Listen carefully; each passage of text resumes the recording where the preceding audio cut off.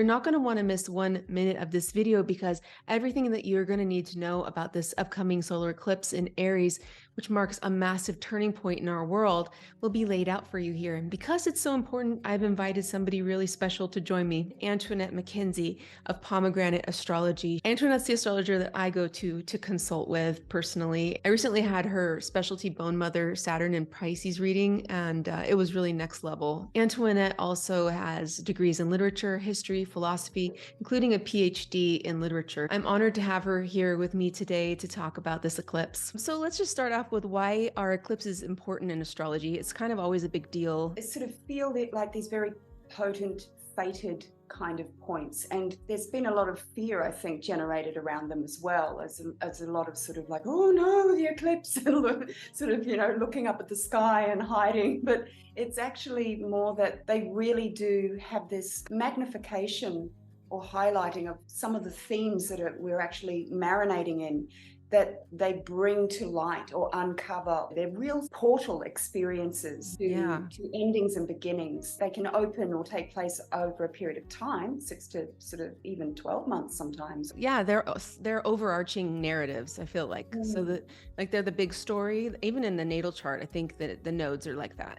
It's like, here's this big, hero's journey, not to overquote that either, but it's like, here's this big thing that you're working on your whole life, and let's see how you do. You said big endings, big beginnings, and this is a rare hybrid eclipse, which I've looked into more because I didn't really know what that meant. This is a hybrid eclipse that happens just about every 10 years. So the last one was November 3rd, 2013, and the next one will be in November 2031. So basically what it means is that all 3 areas of the moon shadow combine so that you get all 3 types of solar eclipses in one. That's interesting, right? Yeah.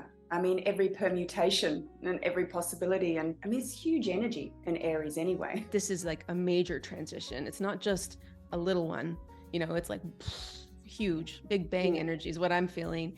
And also, what do you think about the fact that this is the second new moon in a row in Aries? Well, that's it, isn't it? I mean, the bookends here. Yeah. That's a rare thing in itself. To me, it's so tied into this Jupiter cycle as well, with the the dying Zeus, Jupiter, coming to the end of his synodic cycle and being reborn as a new god.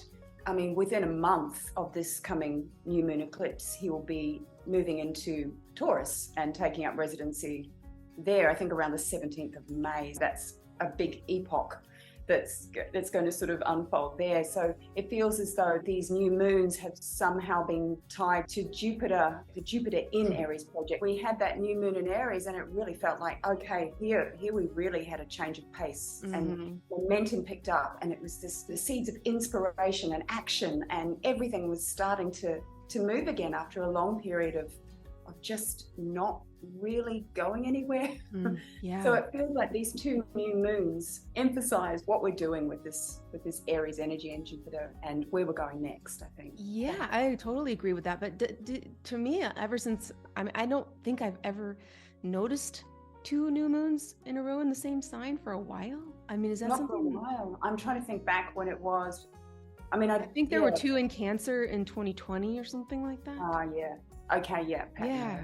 It's just rare. Like, there's just an add to the rareness of this particular just exclamation point on it. The Aries is really symbolic of new beginnings, the newest of new. And there's a lot of potential, great creative energy, but it can also be destructive and dangerous. So with Jupiter and Aries, when I look back at the history of it, I'm always like, that's always the starter of something big and aggressive. I mean, Jupiter makes large anything that is close by, and so it's going to enlarge that warrior energy, which is incredibly powerful and needed at times. Having said that, this I don't know what you think about this particular degree that this eclipse is in, but it's in a decan of a benefic Venusian. And either one, in the traditional it's Jupiter, and in the Chaldean it's Venus. So either way it's benefic, so that's good news. But this is the changing of the signs. So which also is interesting to me is that we're going from Scorpio and Taurus, which are also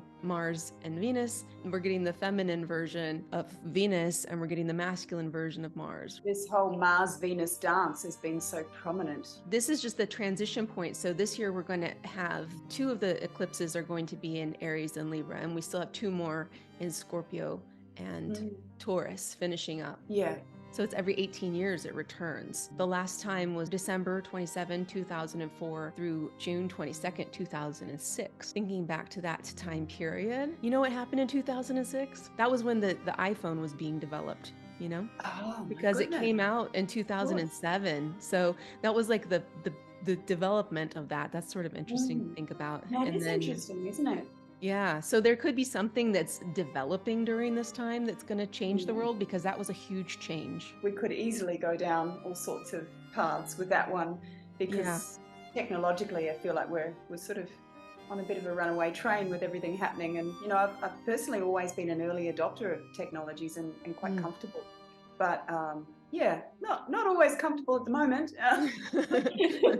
Yeah, it's getting a little uncomfortable. And I think that's part of the point of the Jupiter Cazimi too, which is what my assessment was, is that we need to hold on to human art, human interaction, the passion that's behind it, you know, the passion that's behind that can ignite the flame. And you know, you mentioned the decan that this is occurring in. It's the same as the Jupiter Cazimi. It's this igniting and holding on to this humanity and this power, right?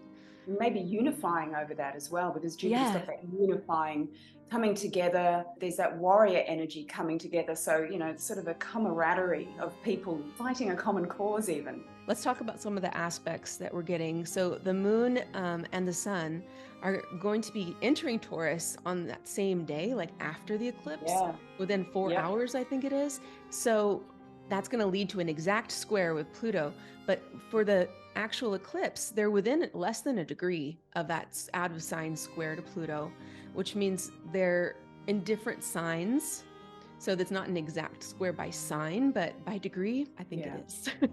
You know, it is. But that also adds a layer of complexity to it. So they're squaring within a degree, but they're not exact by sign. What do you think about that? What do you think that means? As a Hellenistic astrologer, I really do take that sort of sign change quite seriously. At times it can feel quite black and white. You can really sense that sort of shift, very, very sort of like it was here and now it's there in the sign. I feel like it's still toned by the close aspects, these close degree aspects. It's like standing on the edge of a high window, you know, just kind of looking through. And it's also that anorectic degree. It's a blurring of boundaries, but at the same time, it's the apex of everything that we've come through. I think of this as a filter almost of Pluto. It's like, you're not getting the worst of it. Like, I'm going to be kind of nice to you still. Or I'm like, we're going to have like one step removed by doing this in different signs. And then, but also it's interesting to watch even these last few weeks that we've had some of the first aspects to the new Pluto. Mercury made an aspect, Venus making an aspect to trine. Pluto can also bring great riches. You know, it can bring great, wonderful things. Pluto in its preview placement in Aquarius, we're getting some clues as to how it's going to affect the next 20 years too. It's kind of giving us little flavors. Definitely. And it's sort of, you know, when it dips back into Capricorn in June, it's going to be, we might need a bit of a breather there just to try and sort of absorb or calibrate some of the changes that are coming and rethink how we're going to maybe approach them. So it is just a taster. We're not really going to get a real sense of things for a while.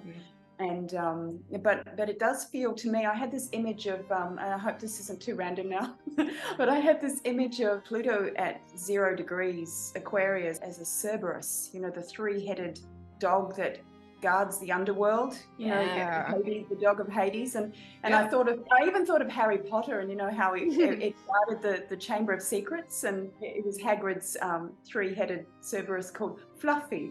And I thought, you know, I sort of refer to Pluto now in my mind as, you know, there's Fluffy guarding the gate of Aquarius, you know. It's kind of like, is Fluffy, are we going to play him some music and he'll calm down? Or, you know, depending on what aspects he makes, as everything pours into Taurus, we're going to have a little bit of Fluffy, you know, because it's going to be squaring squaring little, everything that turns up in Taurus pretty much immediately, Immediately. And then everything's just piled up there set to kind of go Yeah. down like that. So we have to look at also who's the ruler, which for Aries is Mars, of course. And I feel like Mars, having been in Gemini for so long and having been really slow in a sign that's so fast and quick, it just felt torturous. It just felt like really molasses. Yeah.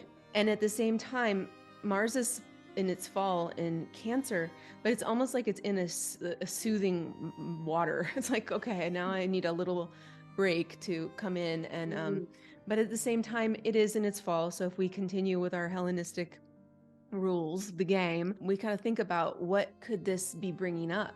So Mars in Cancer, Mars is going to feel a little more emotional, emotions running higher. I feel like it's a protective energy.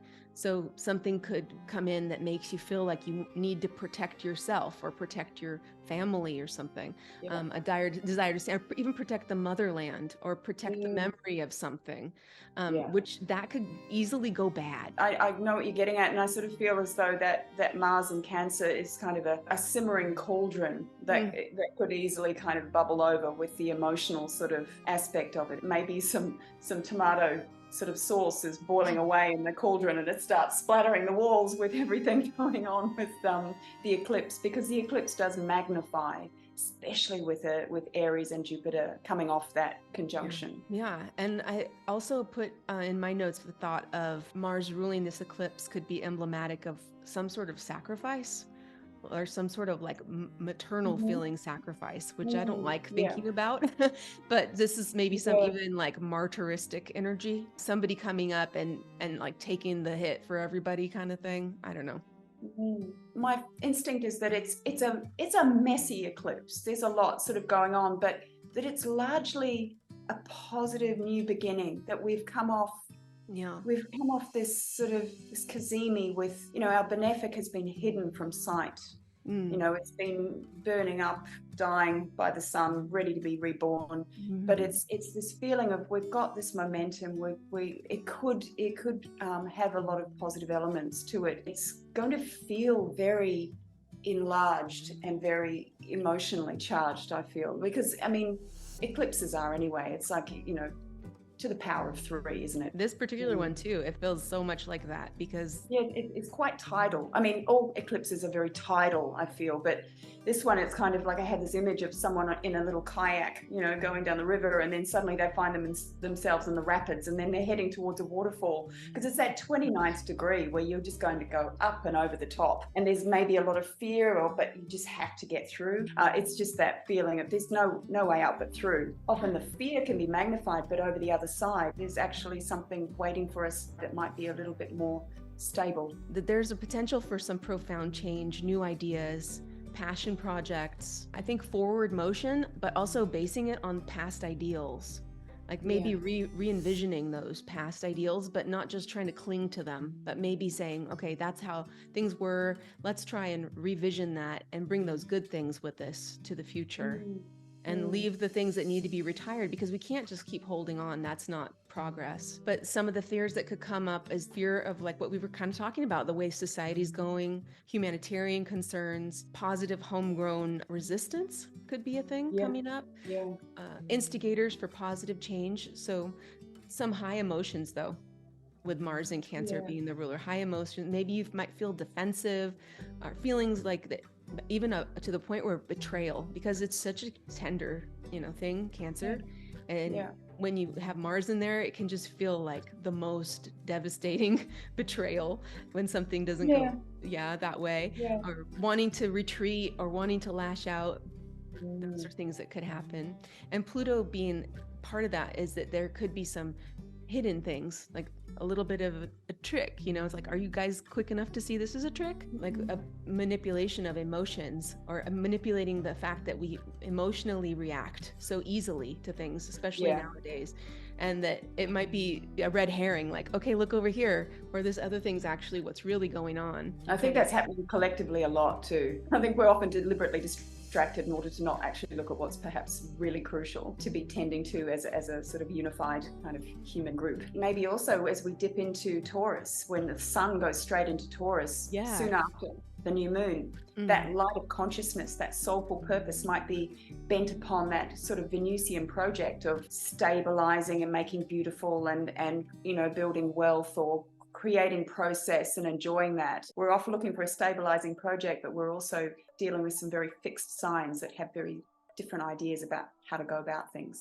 Yeah, I think that's the key to it all, is this fixity that I think is actually what holds people back at times too, because they're Yeah. so fixated that they're right because it makes you feel good and it makes you feel like you're stable and that you're tethered to something In control. and in control. And the truth is that there's no such thing. And just holding on to it makes it worse, harder. So the sun and the moon and the Pluto combination, when we look at Ren Butler's description, so on the plus side for this combination, it's intense and primal nature, feelings of empowerment, potential capacity for profound emotional and physical healing, wholehearted efforts to transform oneself. And then on the other side, it's a proneness to driving obsessions, compulsions, ongoing emotional reactivity, determined attempts to change others rather than oneself. So that's kind of what we're talking about, is being really aware to make space for different opinions with grace and not letting that separate us. But maybe we have a difference of opinion, but we aren't trained to be like, okay, cool, that's your opinion. We're trained to be like, no, you're stupid, you're wrong, you're this, you're that. It's twinkling outside, Macy. It's raining. No, it's not. I need to force you to believe what I believe because that makes me feel right.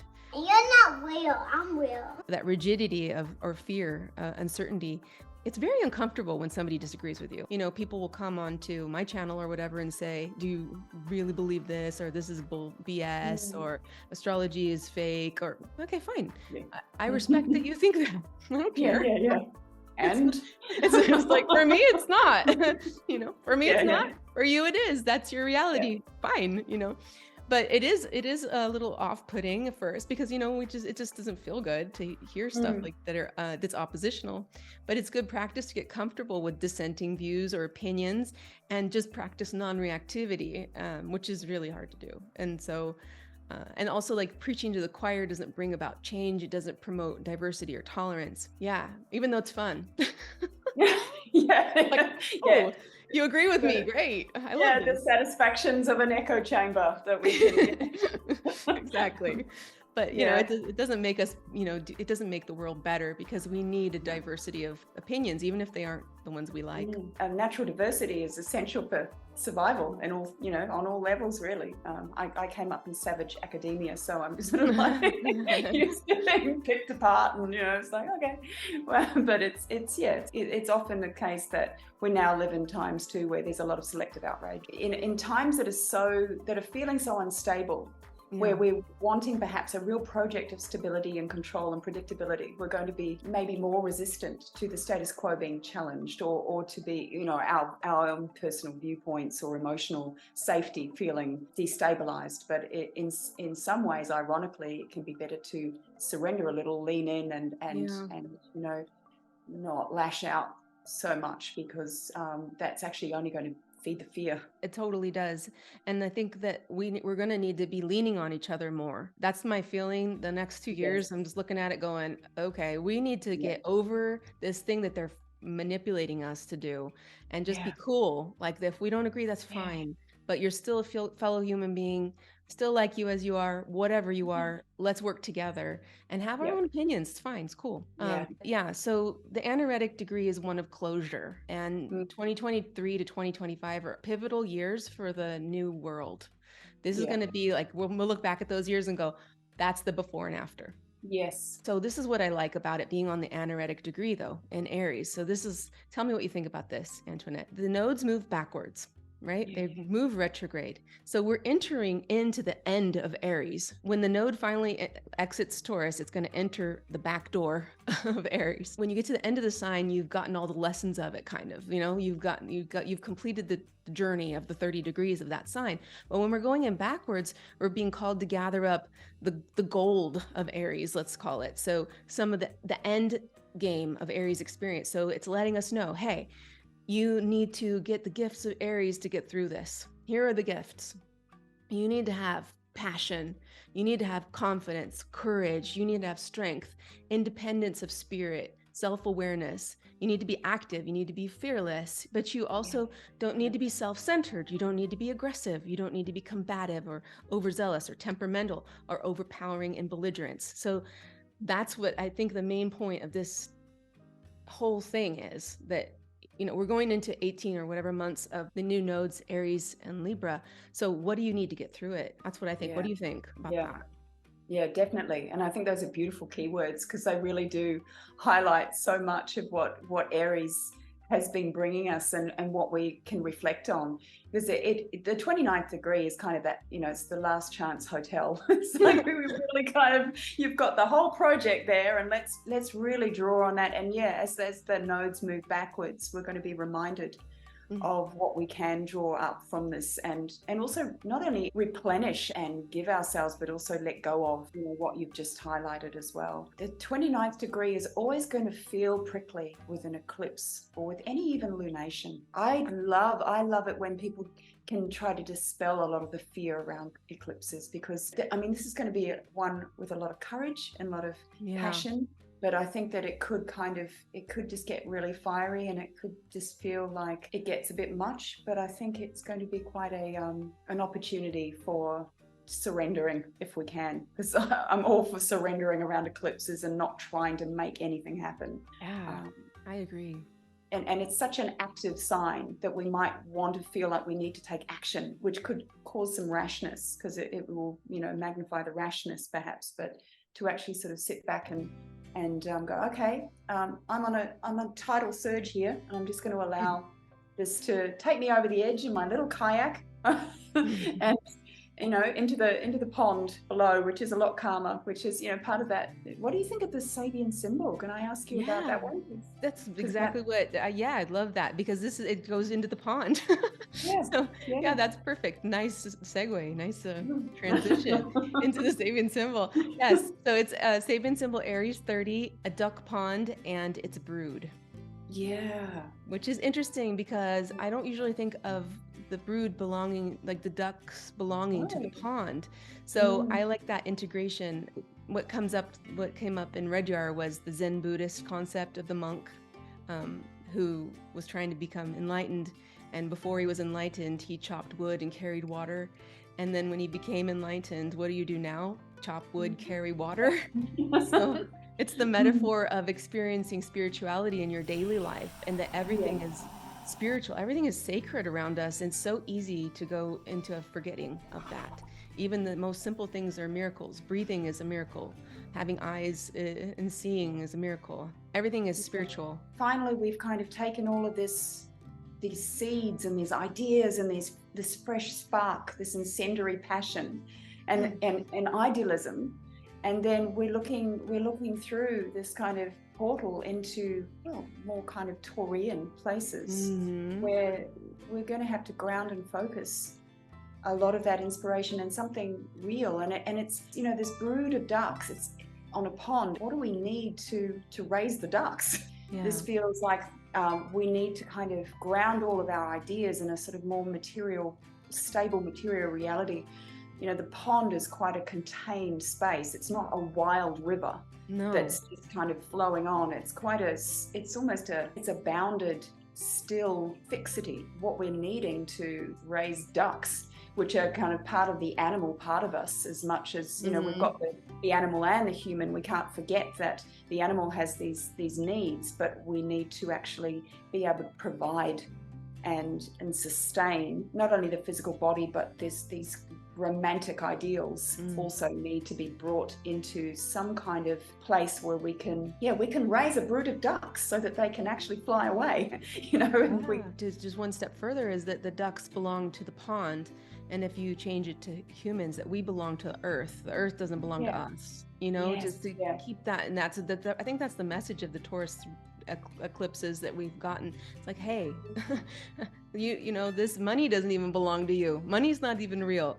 The banks, money can be like, nothing is real except for the earth that you have under your feet. That's real. To readjust our thinking to the earth belonging to us, and we belong to the earth. The ducks belong to the pond.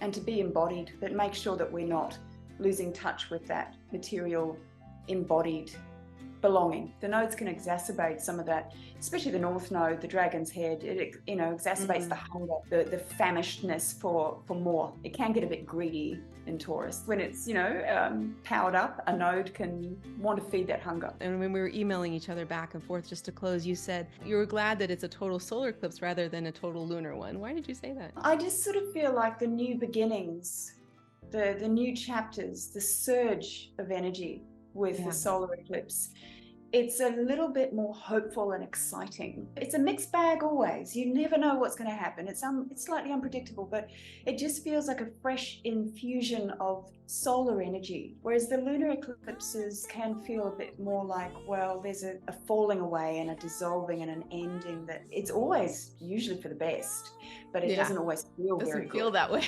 Yeah. And with a solar one, it just feels a bit more like a real kind of initiation of a new beginning and an enthusiasm, or there's something more hopeful.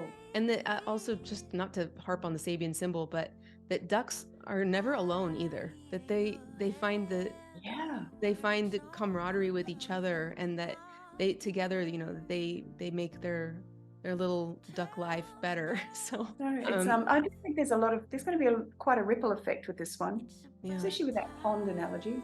It's like we're throwing a stone in there. Let's see what happens. So Antoinette, where can people find you? My main place is PomegranateAstrology.com. That's my website, and I do readings and everything, and I write there. And I've also got a Substack, which is just for free. I do have an Instagram, but I'm not a huge fan of the IG situation. Mainly my website. Yeah, that's pretty much where I like to be found. Her website is absolutely beautiful, and your readings are wonderful. I'm a customer myself, and I love your writing. So your writing is brilliant, and I'm just a huge fan. And I'm so grateful for you to be here with me talking about this. I couldn't think of a better person to speak with about this, because you make it hopeful. It is a little bit unsure, but thinking about all the permeations of how things can go right, and all the things that we need to know just to be together and be kind to each other. Ultimately, love and hope and kindness is like, that's the bottom. I got Jupiter and Sag, so I'm just going to harp on about that endlessly. But I just think that's just ultimately, that's what it comes down to. Love each other no matter what, because that's really the realest thing we have. It is. Thank you so much for having me on. Thank you, Antoinette. I enjoyed it very much. Yeah, me too. I'm coming home today.